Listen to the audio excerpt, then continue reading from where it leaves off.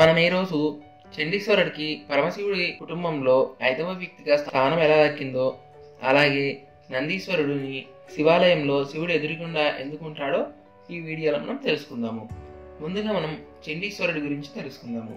ఒక శివభక్తుడు తన తండ్రి దగ్గరే వేదం చదువుకుంటూ ఉండేవాడు. ఒకనాడు గోవుని గోపాలకుడు కొట్టడం చూసి ఎందుకు కుడుతున్నావు అని అడిగాడు. అయితే నువ్వు వీటిని సాకు అని చెప్తే అలాగే చేస్తాను అని అతడే ఆ గోవులను సాగసాగాడు. ఆ పిల్లవాని ఆధీనంలో ఉన్న గోపాలకుల గోవులు అత్యధిక పాలు ఇవ్వడం వల్ల గ్రామంలో అందరికీ పాలు సమృద్ధిగా దొరికేవి. కారణం ఆ పిల్లవాడు గోక్షీరంతో సైకత లింగానికి రుద్రం చెప్తూ అభిషేకం చేసేవాడు.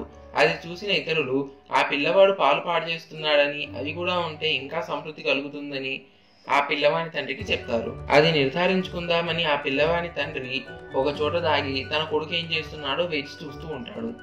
ఇది తెలియని పిల్లవాడు తన మానాన తాను ఒక సైకత లింగాన్ని నిర్మించి రుద్రం చెప్తూ గోవులను పిలిచి గోక్షీరం తీసుకుని అభిషేకం చేయడం, ఒక గోవు తర్వాత ఒక గోవు ఇలా కడవల అభిషేకం జరగడం అతని తండ్రి చూసి ఆగ్రహదగ్రుడై ఆవు పాలు నేలపాలు చేస్తున్నామని ఆ పిల్లవాడిని వెనక నుంచి కొడితే అంతర్ముఖత్వంతో అభిషేకం చేస్తున్న అతను కదలలేదు.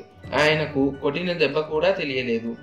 కొట్టినా లేవకుండా ఆ పాలు మట్టిలో పోస్తున్నావా అని గదమాయించి కాలితో సైకత లింగాన్ని భగ్నం చేశాడు తండ్రి.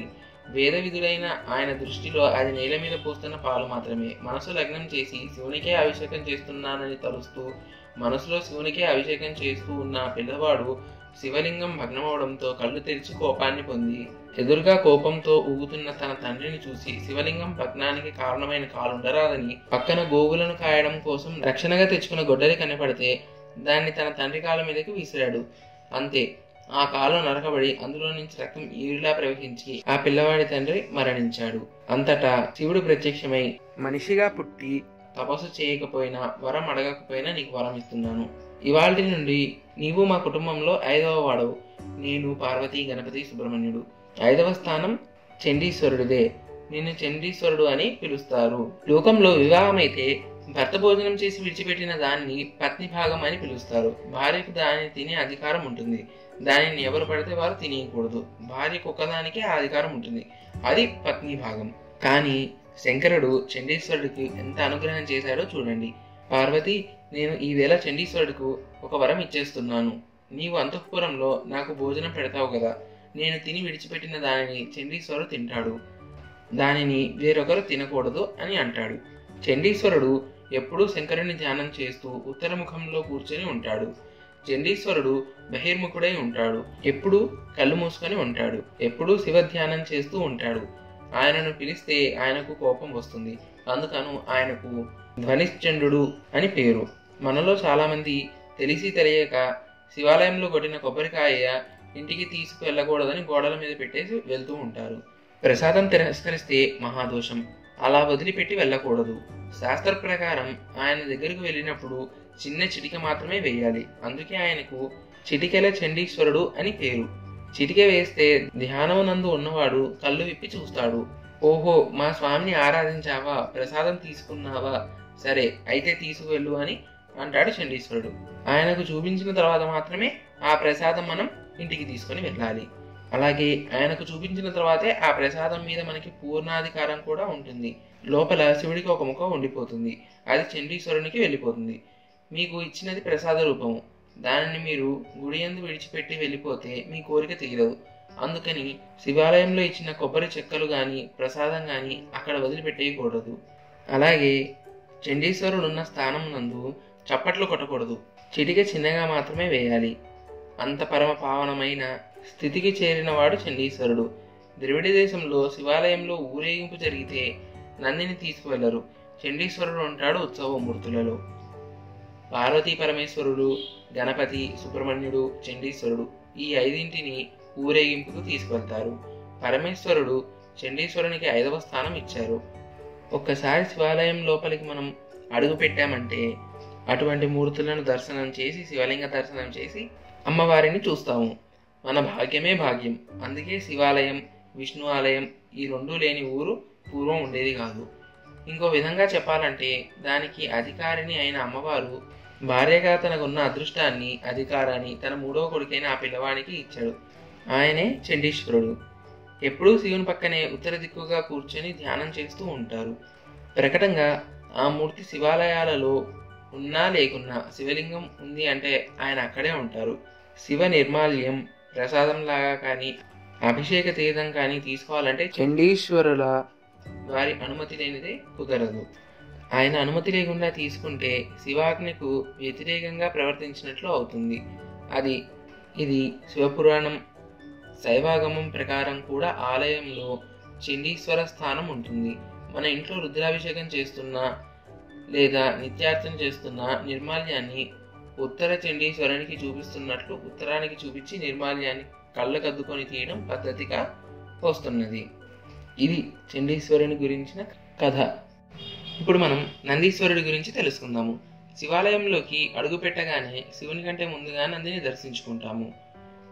కొంతమంది నంది 2 కొమ్ముల మధ్య నుండి శివుని చూస్తే మరికొందరు నంది చెవిలో తమ కోరికలను చెప్పుకుంటారు.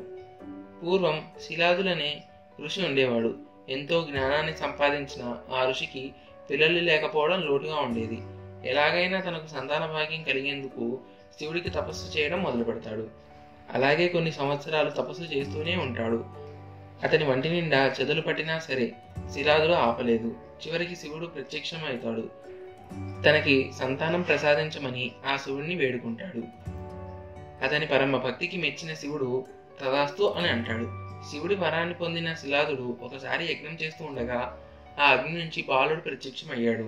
ఆ బాలుడికి నంది అని పేరు పెట్టి అల్లారు ముద్దుగా పెంచుతాడు శిలాదుడు. నంది అంటే సంతోషాన్ని కలిగించేవాడు అని అర్థం. ఆ బాలుడి మేధస్సు అసాధారణంగా ఉండేదట. అతను చిన్నతనంలోనే వేదాలన్నీ అవపోసన పట్టేశాడు. ఒకనాడు శిలాదుడి ఆశ్రమానికి మిత్రవరదులు అనే దేవతలు వచ్చారు. ఆ ఆశ్రమంలో తిరుగుతున్న నందిని చూసి అతను తమకు చేసిన అతిథి సత్కారాలు చూసి మురిసిపోయారు దేవతలు. ఆ దేవతలు వెళ్తూ వెళ్తూ ఆ పిల్లవాడిని దీర్ఘాయుష్మాన్ భవ అని ఆశీర్వదించిపోయి ఒక్కసారి ఆగారు. నంది వంక దీక్షగా చూస్తూ ఉన్నారు. శిలాదుడికి ఆ దేవతలు అంత బాధలో ఎందుకున్నారో అర్థం కాలేదు. ఎంతగానో ప్రాధేయపడిన తర్వాత నంది ఆయుష్ త్వరలోనే తీరిపోతుందని వార్త శిలాదుడికి తెలుస్తుంది. ఈ విషయం తెలిసిన నంది దీనికి మార్గం కూడా శివుడే చూపిస్తాడని శివుని కోసం తపస్సు చేయసాగాడు. బాలుని తపస్సుకు మెచ్చి శివుడు త్వరలోనే బాలునికి ప్రత్యక్షమయ్యాడు. శివుణ్ణి చూసిన నందికి నోట మాట రాలేదు. శివుడి పాదాల చెంత ఎంత బాగుందో కదా అనుకున్నాడు. అందుకే తన ఆయుష్ గురించి వరం కోరుకోకుండా చిరకాలం నీ చెంతే ఉండే భాగ్యాన్ని ప్రసాదించు స్వామి అని శివుడిని కోరుకున్నాడు నంది. అలాంటి భక్తుడు తన చింతనే ఉంటే శివుడికి కూడా సంతోషమే కదా. అందుకే నందిని వృషభ రూపంలో తన వాహనంగా ఉండిపోమంటూ అనుగ్రహించాడు శివుడు. ఆనాటి నుంచి శివుడి ద్వారపాలకుడిగా తనని కాచుకొని ఉంటూ కైలాసానికి రక్షణను అందిస్తూ తన జీవితాన్ని ధన్యం చేసుకున్నాడు నంది. శివునికి సంబంధించిన చాలా కథలలో నంది ప్రసక్తి కూడా ఉంటుంది. ఒకసారి క్షీరసాగర మదనంలో ఆలాహలం అనే విషం వెలువడినప్పుడు దాని నుంచి లోకాలను కాపాడేందుకు శివుడు ఆ విషాన్ని తాగాడు. ఆ సమయంలో కొద్దిపాటి విషం కిందకు ఒలికిందట. అప్పుడు శివుడి చెంతనే ఉన్న నంది ఏమాత్రం ఆలోచించకుండా ఆ కాస్త విషాన్ని తాగేశాడట.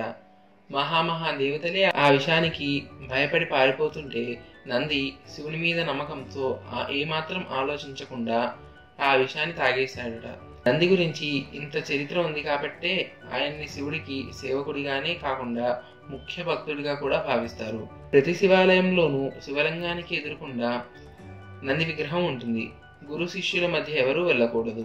అందుకని నంది విగ్రహం పైన కొమ్ముల మధ్య నుంచి శివదర్శనం చేసుకోవాల్సి ఉంటుంది. శంభుడు త్రినేత్రుడు. ఆయన త్రినేత్రం తెలిస్తే జగత్తు తల్లడిల్లుతుంది. అందుకే నేరుగా శివుని ముందుకు వెళ్ళకూడదని పెద్దలు చెప్తారు. దీంతో ముందుగా ఆయన వాహనమైన నంది కొమ్ములపై వేలు ఆనించి దర్శనం చేసుకున్న అనంతరమే మందిరం లోపలికి వెళ్ళాలి. దీన్నే శృంగ దర్శనం అని అంటారు. చూశారు కదా చండీశ్వరుడికి నందీశ్వరుడికి శివుడి మీద ఉన్న భక్తి ఎటువంటిదో. అలాగే మనమందరం కూడా ఆ మహాదేవుడి అనుగ్రహం మన మీద పడాలని కోరుకుందాము.